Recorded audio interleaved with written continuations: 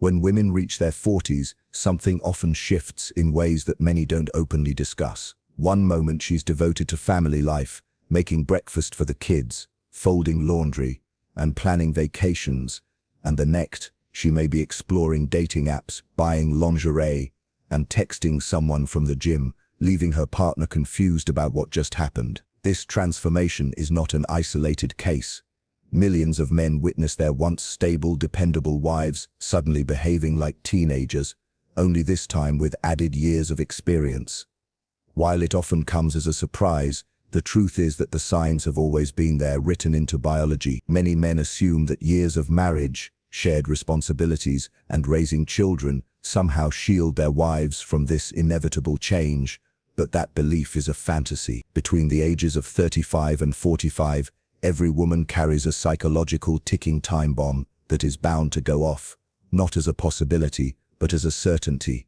The only uncertainty lies in the extent of the upheaval it causes. The reality men must face is that the woman they married at 25 is not the same person they will be living with at 40, and this change has little to do with maturity or wisdom, but with deeper psychological shifts that unfold with age.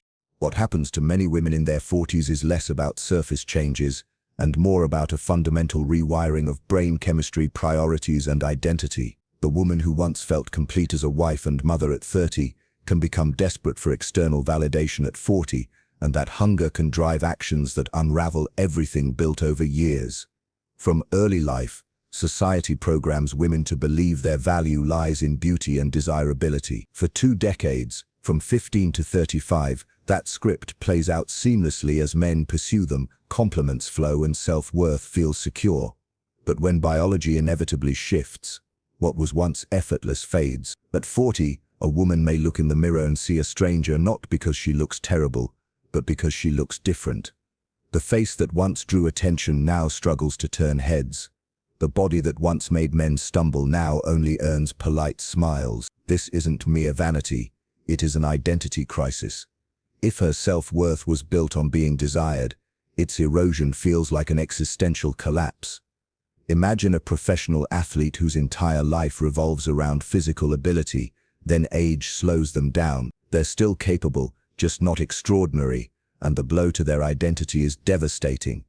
Now multiply that psychological strain by 10, and you begin to understand the turmoil in a woman's mind as she confronts fading beauty. The danger lies in how modern women often respond, not by embracing this natural transition with grace, but by resisting, panicking, and fighting against reality itself. By the time many women reach their early 40s, they often find themselves waging a silent war against time itself, and the first casualty of that battle is frequently the marriage. At 22, a compliment is little more than background noise. She knows she's attractive and brushes it off without a second thought. But at 42, that same compliment hits differently. It floods her brain with dopamine, serving as proof that she's still visible, still desired, still in the game. To her, that single moment of validation from a stranger carries more weight than a decade of a husband's loyalty. Not because she doesn't value him, but because his devotion feels obligatory, while the stranger's attention feels freely chosen. This is the unspoken truth. Married women over 40 often become the easiest targets for seduction, not due to immorality, but because they are starving for something their husband, bound by routine and obligation, can no longer provide. The thrill of being pursued, of being someone's fantasy instead of someone's reality, is intoxicating. Once she experiences that rush of outside validation, it doesn't necessarily end the marriage immediately, but it plants a seed that grows steadily. She remembers what it felt like to be wanted, and no amount of steady, predictable love can scratch that itch. The true danger point comes when she begins reminiscing about her past with fondness instead of embarrassment, because at that moment, she isn't just recalling memories, she's longing to relive them. The warning signs often reveal themselves in subtle shifts. When she recalls old boyfriends with nostalgia instead of disgust, or tells stories from her single days with sparkling eyes rather than relief, that they're behind her. That's when the countdown begins. The reality is rooted in biology. As a woman ages, her brain undergoes a profound rewiring. The reward system that once overflowed with pleasure hormones in her 20s is nearly depleted by her mid-40s. What once made her heart race holding hands, a tender kiss or a thoughtful surprise now barely registers. A romantic dinner feels routine. A weekend getaway resembles scheduled maintenance, and even the intimate moments refined over years fade into the background. Her neurological pathways demand stronger, more extreme stimulation to create the same spark. Yet her husband, representing safety and predictability, becomes neurologically invisible. This is why some of the deepest betrayals occur after 35, not because women are malicious, but because they are desperate. Desperate to feel alive, to matter again, to be more than just an aging wife. The same woman who once found joy in the simplicity of holding hands at 20 may, at 40, feel compelled to seek the intensity of an emotional affair just to experience a flicker of the passion she once knew. The woman who seemed loyal for 15 years can suddenly become capable of cruelties her husband never imagined. It happens all the time. The devoted mother of 3 who runs off with her trainer, the church-going wife who betrays her vows with her husband's best friend, or the seemingly perfect woman who destroys her life for someone she met online. And every time, the husband insists, "I never saw it coming." But the truth is, the signs were always there. He just refused to see them. He didn't notice her staring into the mirror with quiet disgust, or how her face lit up when strangers paid attention, or the way she slowly pulled away emotionally while still going through the motions physically. It begins with nostalgia. She romanticizes her past, recalls her wild years with a sparkle in her eye, and shifts old memories of ex-boyfriends from embarrassment to wistful longing. She stops living in the present and begins mourning a version of herself she thinks she's lost. Then new influences creep in, particularly divorced friends who present themselves as liberated, reborn women. These friendships aren't harmless. They act like dealers, pushing the intoxicating idea of "you deserve better." Their wine nights turn into grievance sessions, painting stable marriages as prisons and husbands as wardens. Add social media to the mix, and the cycle accelerates. She spends hours scrolling through curated lives, comparing her reality to filtered illusion. Algorithms feed her transformation stories, tales of women who found love after 40, proof that it's never too late to start over. And each scroll becomes confirmation of what her panicked mind craves to believe, that everyone else is living better, freer, happier, and she could too. Then the physical changes begin to surface, at first subtle and disguised as routine maintenance, but carrying within them the seeds of a deeper transformation. The transformation continues subtly at first. New skincare routines, salon treatments, and cosmetic procedures she once swore she'd never consider. Then it escalates: extreme diets, obsessive workouts, and clothing that seems borrowed from her daughter's closet. These efforts are not about looking good, but about fighting time itself, clinging to youth with a desperation that shows in every purchase, every workout, every carefully practiced selfie angle. Soon comes the emotional withdrawal. She begins asking for space, carving out me time, and creating mysterious commitments that never existed before. At home, her behavior swings between constant arguments and unnerving pleasantness. Both are ominous. The fights often signal that she's building a case against her husband, while the sudden sweetness may point to guilt over what she's already done or what she is planning to do. What makes this spiral worse is that society not only excuses it, but actively encourages it. Magazines, talk shows, and even therapists feed her the same message. She deserves to be happy. She must find herself. She should never settle. They validate her panic, glorify her rebellion, and cheer on the destruction of family bonds. Her feelings are elevated above her commitments. Her happiness is placed above her children's stability. Her desires outweigh the devastation they may cause. No one dares to tell her the harder truth, that beauty inevitably fades, that attention is an addictive drug to be weaned off, that building something lasting holds more value than chasing fleeting thrills. The butterflies she misses are not love, but anxiety. The passion she craves is not depth, but novelty. Instead of this sobering reality, she is bombarded with empty empowerment slogans, fueling her escape rather than guiding her growth. The cultural script only fuels the fire. You go, girl, live your truth, follow your heart, as if a 40-year-old woman chasing her hormones is any wiser than a 16-year-old boy doing the same. Both are slaves to biology, both make reckless choices, and both risks destroying everything for a fleeting high. Meanwhile, the husband is expected to be endlessly patient, supportive, and self-improving, as though any amount of personal growth could compete with the intoxicating thrill of being desired by someone new. Even if he became the perfect husband overnight, it would make little difference. Perfection, after all, is predictable, and predictability doesn't release dopamine. Another truth that goes unspoken is the role her friends play in dismantling everything. Those divorced women she surrounds herself with aren't simply companions. They're dealers, offering poison disguised as wisdom. You deserve better. Life's too short. You only live once. These lines sound empowering, but they are really invitations to jump off the same cliff they did. Because misery craves validation. Nothing soothes regret like watching someone else repeat your mistake. When your wife begins spending more time with divorced women, watch how her perspective shifts. Everyday marital disagreements suddenly become abuse. Routines become oppression, and responsibilities morph into burdens she should never have accepted. Her entire life is reframed through a lens of victimhood, turning what was once a stable marriage into what feels to her like a prison from which she must break free. Your reasonable expectations begin to look through her new lens like unreasonable demands.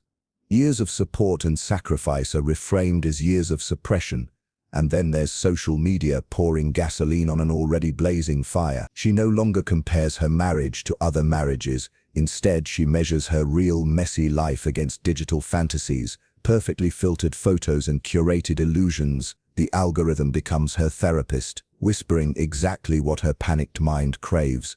Leaving is brave, staying is settling. Happiness is just one bold decision away. What it never shows is the aftermath.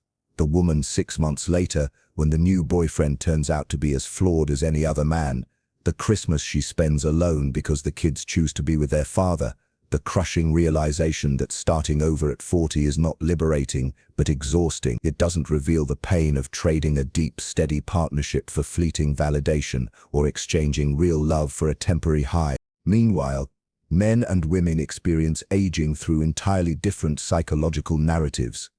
At 40, men are told they're entering their prime, distinguished, confident, and finally armed with experience and resources. The dating market often values them more, and society reinforces this abundance, even if their hair is thinning and their waistline expanding. Women, on the other hand, are told the opposite, that they are past their prime, fading, invisible. Each birthday after 35 feels less like a celebration and more like a funeral for youth.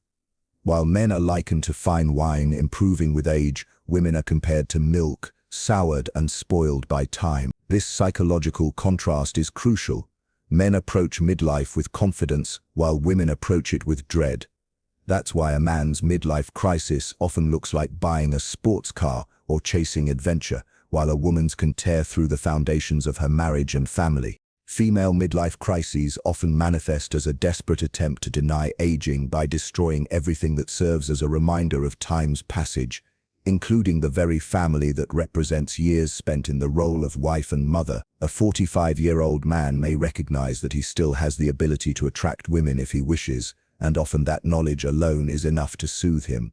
He doesn't always need to act on it. But a 45-year-old woman, fearing her final chance at being desired is slipping away, feels compelled to act on any opportunity, real or imagined. This isn't about fairness or equality.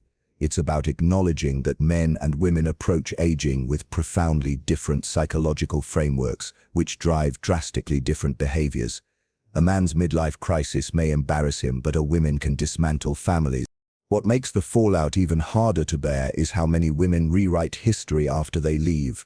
Overnight, a marriage that spanned decades is rebranded as a lie.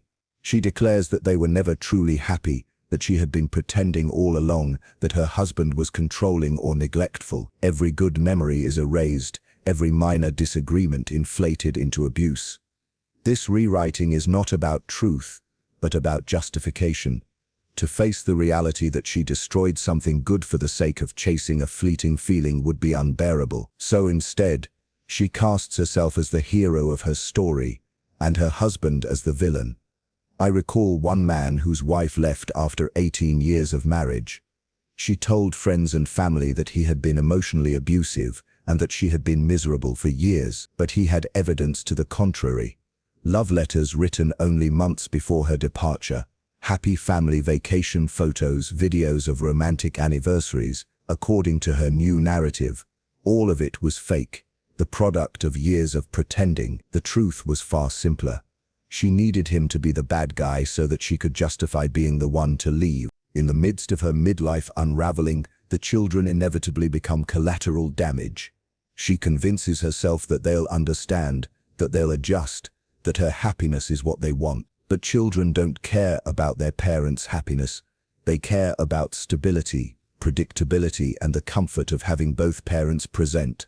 Her panic over aging becomes more important to her than their emotional security, leaving them to spend years in therapy, trying to reconcile why their mother's need to feel young outweighed their need for an intact family. What's striking is the timing. This explosion almost always comes just as the children are old enough not to require constant care. Life should be getting easier, but instead, with more free time, she begins to think, to compare, to scroll endlessly through social media. She remembers who she once was, young, desired, brimming with potential. In contrast, who she sees now is just a mom, just a wife, ordinary. That widening gap between memory and reality becomes unbearable. The problem is that she isn't comparing her life to reality. She's comparing it to fantasy. The fantasy of eternal youth, endless excitement, perpetual desire. She holds her real husband up against imaginary men who would supposedly worship her the way she thinks she deserves. She compares her messy, ordinary life to the highlight reels of strangers online. She pits her 40-year-old reality against her 25-year-old dreams, and reality always loses to fantasy. This is why the most dangerous moment in any marriage comes not when she generally enjoys attention, but when she begins receiving it from one specific man. It could be a co-worker who compliments her haircut, an old flame reconnecting on Facebook, or a trainer who casually tells her she looks incredible. The source doesn't matter, the effect is the same. One man's focused attention becomes the spark that ignites the fire of everything she's been missing, and once it catches, it's almost impossible to contain. What changes everything is when she attaches her fantasies to a specific face. Suddenly, it's no longer "I could have other options," but he could be an option. And once that seed is planted, it grows like cancer. She'll insist it's innocent, just friends, just catching up, just professional, but the signs begin to show. She mentions his name too often or never at all. She guards her phone like a secret diary. She offers explanations you never asked for. At home, she either picks fights relentlessly or becomes unusually kind. Both are red flags. One signals she's building a case to justify leaving, the other reveals she's managing guilt for what she's already doing. The harsh reality is that once a woman starts down this path, the relationship is already lost. She may come back after her adventure collapses, after the new man proves to be just another ordinary guy, after the thrill wears off, and reality sets back in. She may cry, admit mistakes, and beg for forgiveness. But the woman who returns isn't the same. She's a stranger wearing your wife's face, carrying another man's memories, and silently comparing you to the excitement she once chased. I've seen women with everything, wealthy husbands, beautiful homes, healthy children, throw it all away for a bartender who noticed their eyes. I've seen marriages of 20 years shattered for 3 months of passion with a man at the gym, not because their husbands were cruel or unworthy, but because familiarity had dulled into predictability, and predictability couldn't give them the high they craved at 40. The cruelest part is that many of these women know exactly what they're doing. They know they're tearing apart their families, traumatizing their children, and trading something lasting for something fleeting. But the fear of aging without one final adventure outweighs their love, their vows, and their responsibilities. They rationalize it with easy lies. The kids will be fine, we grew apart, I wasn't happy. But beneath those excuses lies the truth they cannot face. They chose fantasy over reality, desire over devotion, novelty over depth. They chose ego over family, validation over loyalty, and themselves over everyone who depended on them. That's the core of it. When you grasp the psychology of women at this stage, you realize it isn't truly personal. A wife doesn't leave because her husband failed. She leaves because she cannot accept reality. She isn't running towards something better. She's running away from the inevitabilities of life, aging, irrelevance, and mortality. Tragically, the husband becomes the symbol of everything she wants to escape. Think of the cruelty. He was there when she was young and radiant. He chose her when she had endless options, committed to her when he could have played the field, built a life with her, raised children, and shared memories. His loyalty earned him not devotion but abandonment, right when she's most vulnerable, when she should be most grateful for someone who still sees the woman beneath the years. But gratitude requires wisdom, and wisdom is incompatible with panic. Worse still, society doesn't condemn this destruction, it celebrates it. A woman who leaves her family in a midlife crisis is called brave, applauded for living her truth and finding herself. Meanwhile, nobody speaks of the devastated husband left to explain to his children why their mother lives with another man now. Nobody mentions the children shuttling between broken homes or the lifelong scars of being sacrificed to their mother's panic. The modern woman was never prepared for this reckoning. She grew up told she was a princess, special, unique, eternally desirable, and forever full of options. No one warned her about the wall every woman inevitably hit. No one taught her that beauty is a depreciating asset, that male attention is an addictive drug that must eventually be set aside. Instead, she was shielded from reality, and when it arrives, she responds not with acceptance but with destruction. The truth men are rarely told is that building something lasting matters far more than chasing something intense. Yet many women are raised on a steady diet of "you deserve better, follow your feelings and happiness is everything." So when their feelings shift, when happiness appears to be somewhere else, when they convince themselves they deserve more, they act on it. Family, vows and consequences be damned. I often tell the men who come broken by this reality, it was never about you. You could have been flawless and she might still have left. You could have been deeply flawed and she might have stayed. Her choice was never a reflection of your worth as a husband, but of her inability to accept reality. You became collateral damage in her war against time. The woman who once swore eternal love at 25 meant it sincerely, but she was young then, fueled by hormones, bathed in attention and basking in possibility. The 40-year-old version wearing her skin is someone else entirely, with new chemistry, new priorities and new fears. The woman you married no longer exists. She's been replaced by someone who looks the same but thinks in completely different ways. And here's the cruelest part, she'll never admit it. She'll never say, "I destroyed our family because I'm terrified of aging." She'll never confess, "I needed validation from strange men more than my children needed a stable home." She'll never own, "My ego mattered more than my family." Instead, she'll craft a narrative in which she is the hero, breaking free from oppression, finding herself and bravely living her truth. Society will applaud her story, but you will live the wreckage. The worst part, there's nothing you can do to prevent it.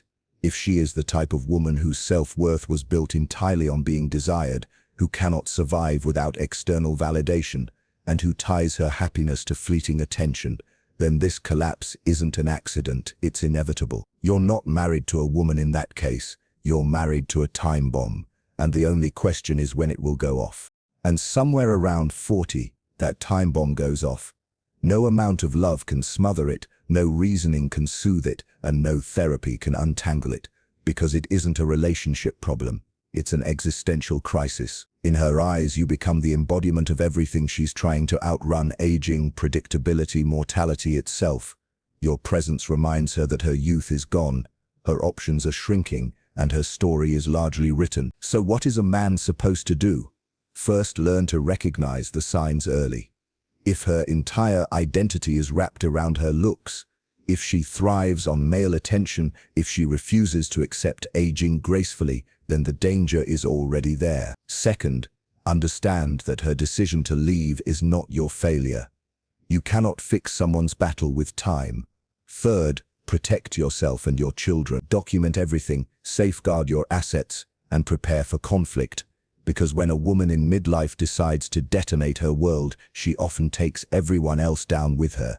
The brutal truth is this: modern culture has not prepared women for long-term commitments. They have been programmed to crave attention, validation, and novelty. They've been trained to chase feelings instead of building foundations, to mistake commitment for oppression and excitement for enlightenment.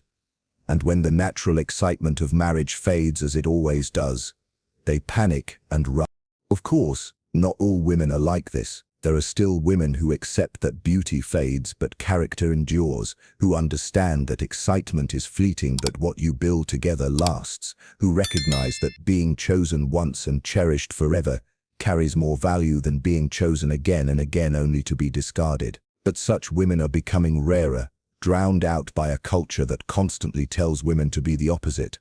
If you're married to a woman approaching 40, the danger signs aren't just cheating or secrecy. They're subtler: the obsession with youth, the nostalgia for her past, the sudden hunger for validation, the resentment of responsibility. These are the signals of a storm gathering, one that if ignored may destroy not just your marriage but your entire family. These are the warning signs that she's on the verge of detonation. And when the explosion comes, it won't just tear through her own life, it will shatter yours, destabilize your children, and erase the years you spent building together. That's the truth nobody wants to say out loud, the reality nobody dares to confront. Women in midlife often don't simply leave, they destroy, not because they are inherently malicious, but because they are consumed by fear. Fear of aging, fear of becoming invisible, fear of slipping into ordinariness. And in that fear they are willing to sacrifice everything and everyone to feel extraordinary just one more time. It's a harsh truth, but one man must face. If you miss the signs, if you deny the reality, you'll be blindsided by the fallout. Don't say you weren't warned.